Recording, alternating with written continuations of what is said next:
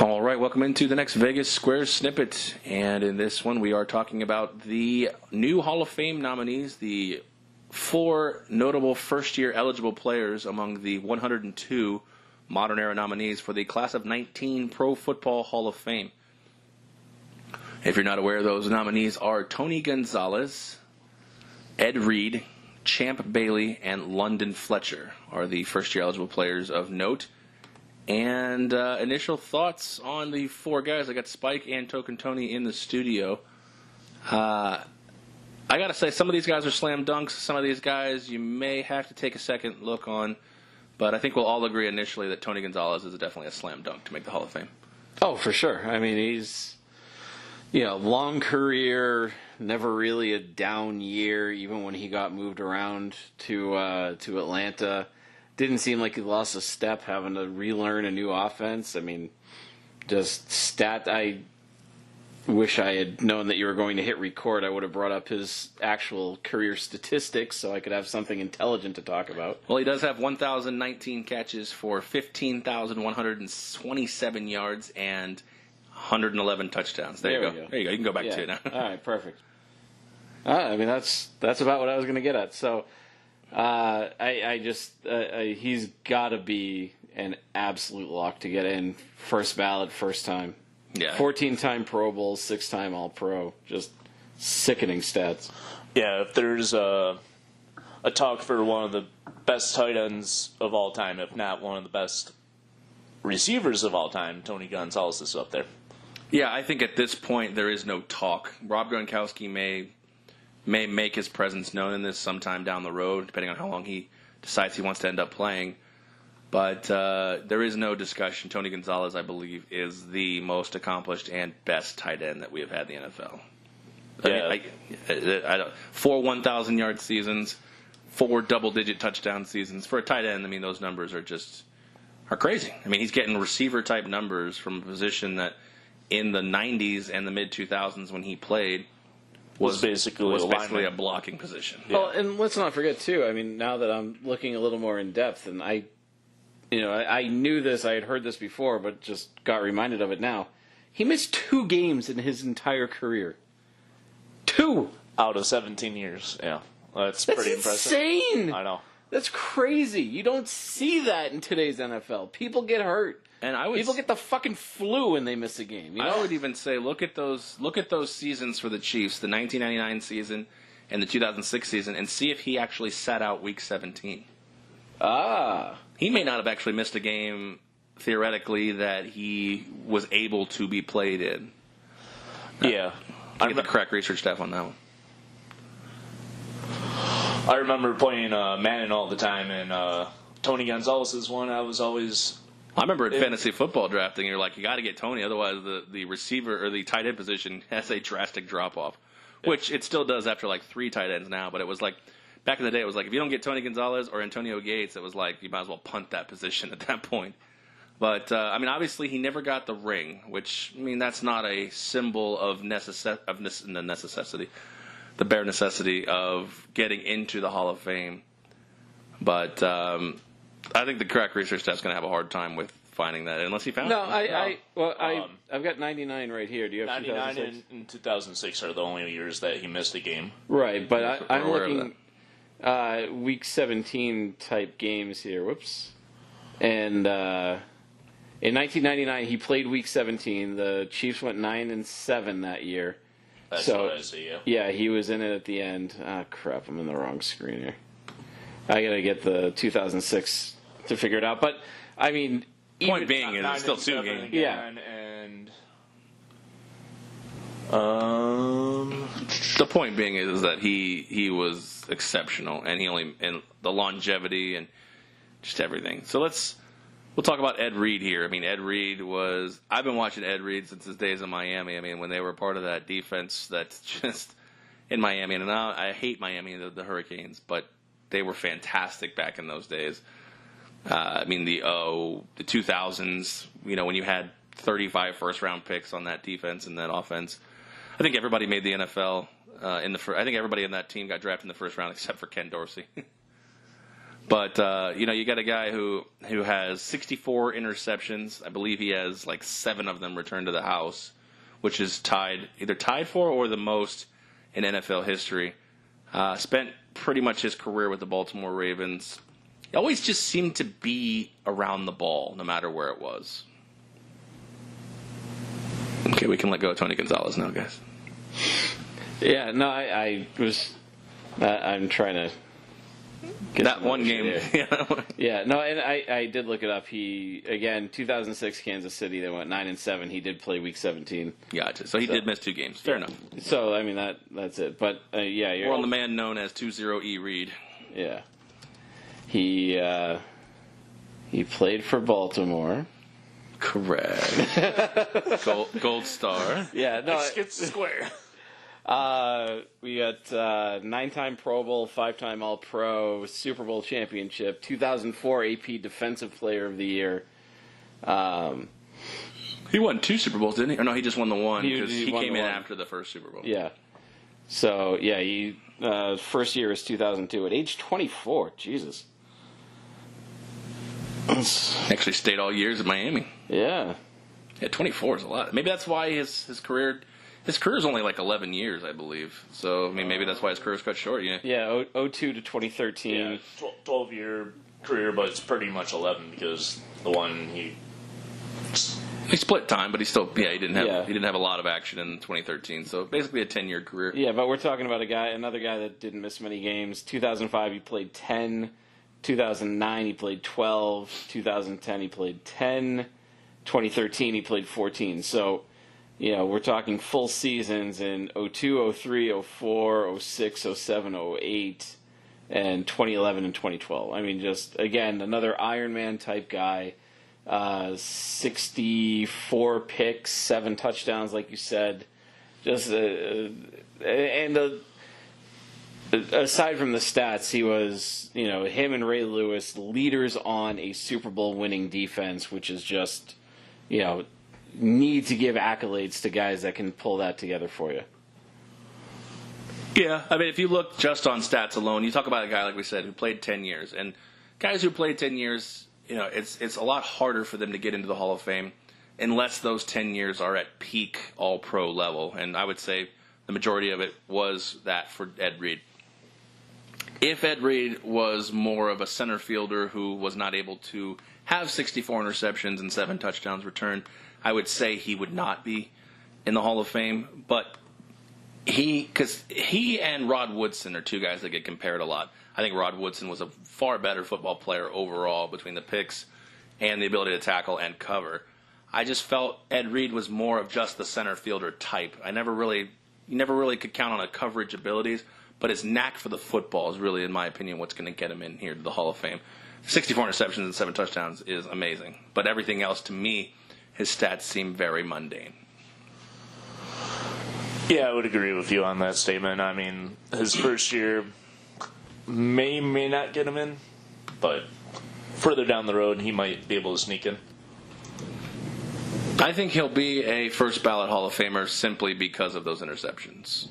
If anybody wanted to make a case against it, it would theoretically only be because they're diving deep into the rest of his career. But for 10 years, for his ability to be away from for his ability to be right there on the football at pretty much all time, it seemed like he made very timely picks, very timely interceptions, and that's what I think is going to be what voters and fans remember about Ed Reed. I could see him not getting in, you're right, but I think that his niche of the picks and the interceptions is what makes him a first ballot Hall of Famer. Yeah, it's like in spotlight situations where everybody will remember it, and that pushes it over the top for sure in the key situations. Yeah, most definitely. You also have Champ Bailey. He was the first one I looked at here that I was like, well, maybe.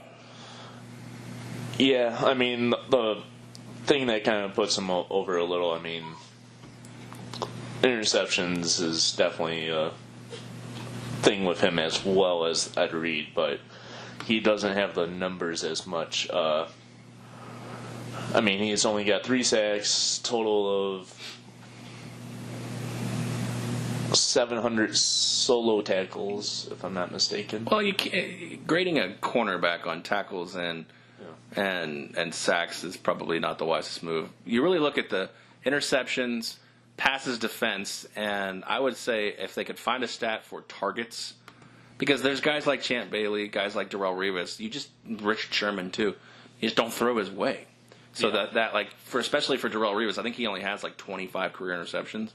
Guys like that, you look at Darrelle Revis, like, I only had 25 picks. Why is this guy even a Hall of Fame nom? But it's like that guy's ability to take away a portion of the field, you had to watch that. If you just look at stats alone, it's tough to really give a guy a nod. But this guy, still, he had the ability to take away a field and still had 52 interceptions. Yeah. Another thing that I like about him is his ability to play every single game of the year. Towards the latter time of his career, it dropped down a little, but he still played almost every game every season towards the end of his career. Yeah, he the thing I take away from Champ Bailey, and you may remember this, he was part of and at the time it seemed like it, maybe not now, based on the trajectory of their careers, he was one of the biggest NFL trades player-wise that I've seen in a very long time, when they traded Champ Bailey from the Washington Redskins to the Denver Broncos in exchange for Clinton Portis. Yes, we look back now, Mike Shanahan could put anybody behind that offensive line, Mike Anderson, CJ, or what was that guy's name, Otis Smith or whatever, whatever. Fuck, that's not the point. You could put Orlando Scary, that's his name. You could put anybody behind that line, and they traded a first-round pick in Clinton Portis for a cornerback, and everybody's like, you're out of your mind. This guy's just a cornerback. And it turned out, I thought Denver got the better end of that deal for the next decade. Yeah, it sure seemed like it for sure. He was definitely the difference maker that kind of pushed them over the edge. So I think Champ Bailey's going to get in. I don't think he's first ballot, though. Yeah, and I think Champ Bailey's issue is that he is nominated or eligible the same time as Ed Reed.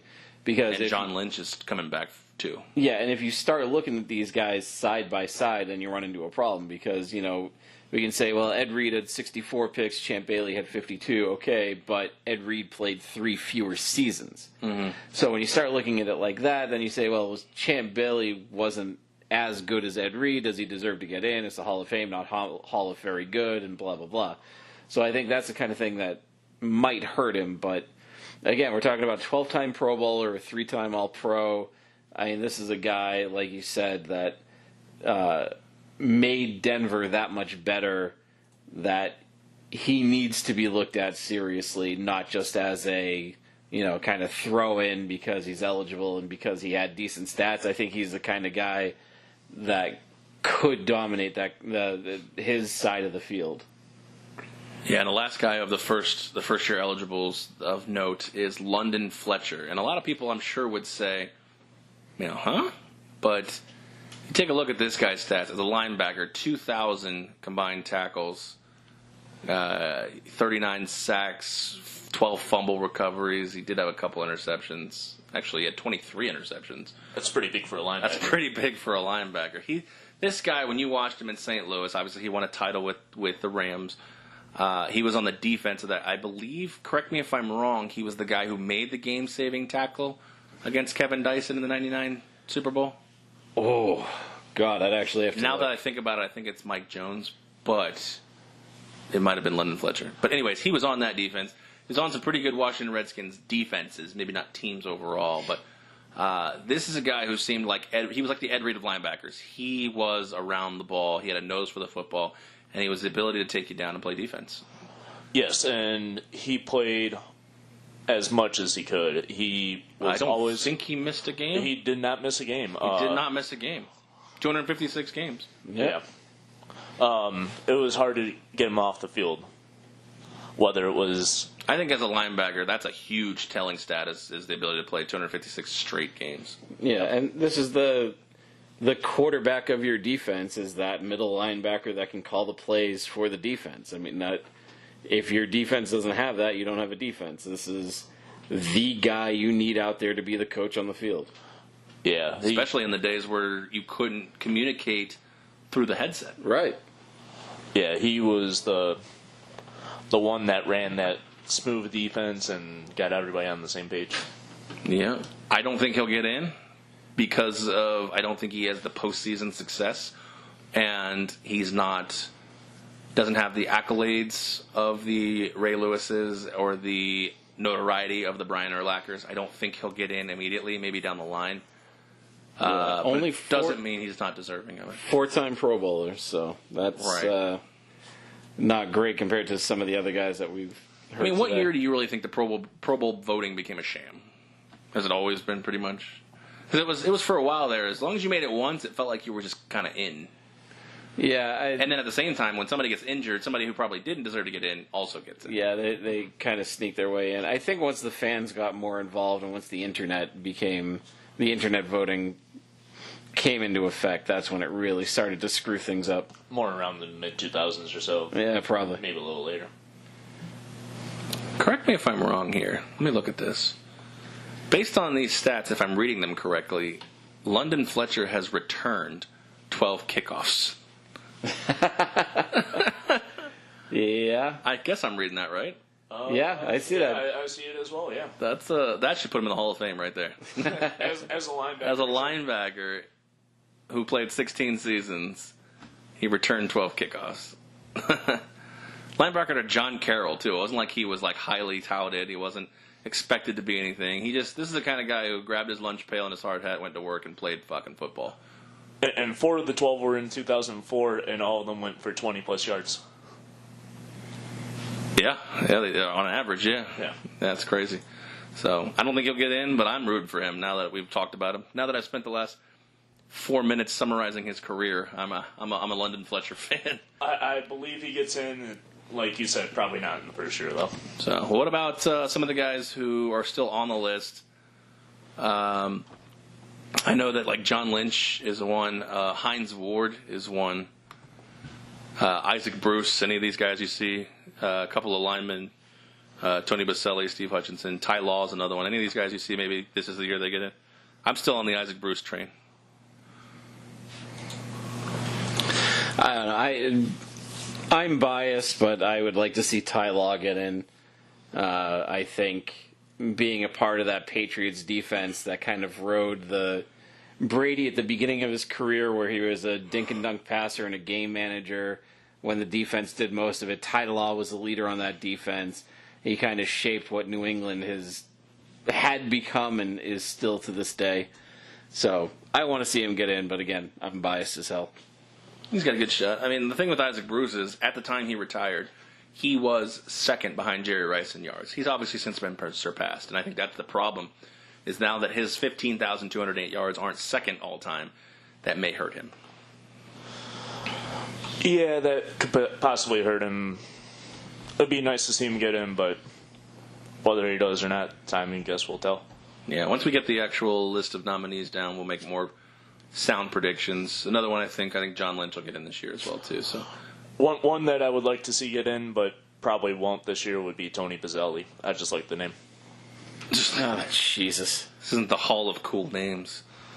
Not the Hall of Guineas. So, anyways, well, that's our thoughts on the initial opening festivities of the Hall of Fame nominations. As we, like I said, as they get whittled down more, we'll start making predictions on who gets in and who is out. We appreciate you listening to this Vegas Square Snippet. We'll see you on the next one.